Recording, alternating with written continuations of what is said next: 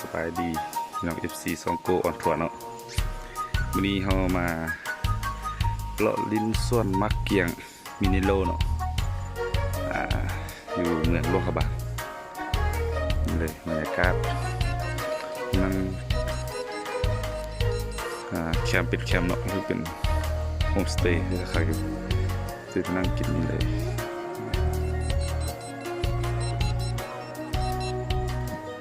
เดี๋ยวเราจะไปเอากาแฟก่อนในบักกาแฟแล้ว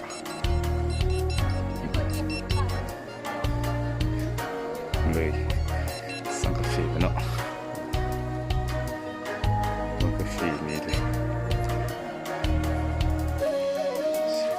กาแฟ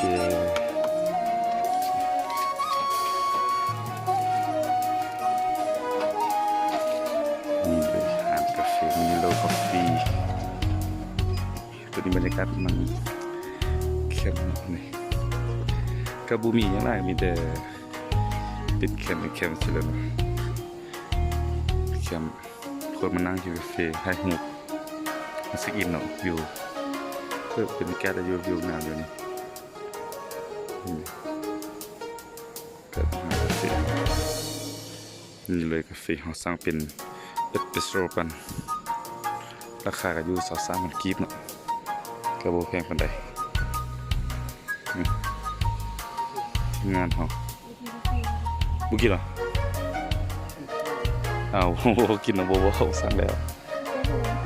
23บรรยากาศนั่งนี่เนาะจิบกาแฟตอนเช้าครับคนก็มาบ่คาดเลยคนนั้นอะไรเลยเนาะนี่เลยยังมาเบิ่งนั่งวิวชมวิวงามตอนเช้านี่คือว่าสุดยอดเลยกันฝั่งหน้าจะมีอ่างน้ำเนาะมาแคมป์นั่งเป็นแคมป์นั่งดินชมวิวงามไฟเอากี่วอลดีกว่าสั่ง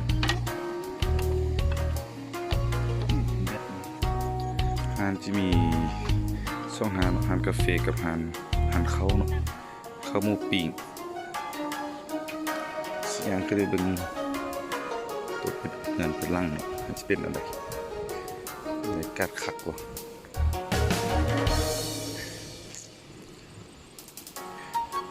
นี่จะเป็นห้วยธรรมศาสตร์เนาะเพื่อนคั้นที่เป็นอันเดียว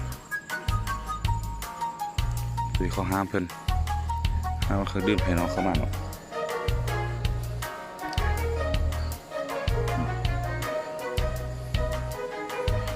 กาจะอยู่มานอนเนาะพักผ่อนสบายเย็นมันจะเป็นเพื่อแอร์อากาศเริ่มเย็นแล้วช่วงนี้เคี่ยวไส้ดีนั่นนี่ก็เป็นลังเลยเป็นหาอย่างนี้เนาะนั่งอ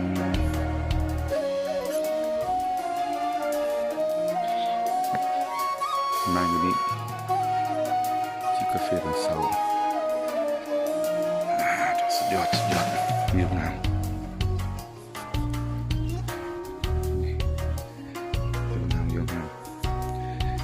งานนี้ส่วนเมื่อกี้มันชิบงหามไปได้โบเมนยามไม่จะขึ้นได้เบิ่งถึงเนาะเป็นอะไรตัวที่เป็นบรรยากาศทั้งถึงตูบนั่งชิวๆเนาะปิกนิกสุดยอดเลยถ้ามีผู้ชายผู้สาวเนาะมานั่งปิกนิกกันซุ่มกินเหล้ากินเบียร์ได้สุดยอดเลยตัวนี้ก็เป็นทางลงไป5แคมป์เฮากินแล้ว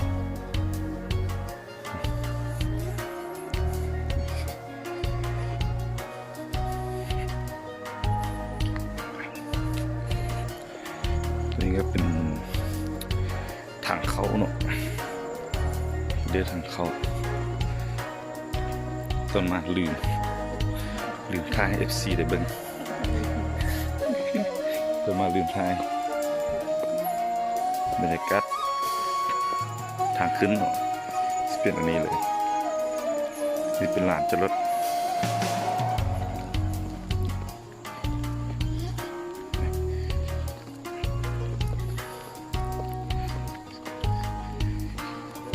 นี่ก็เป็นทางแยกเนาะบนจอดรถนี้เราก็ย่างขึ้นไปเลย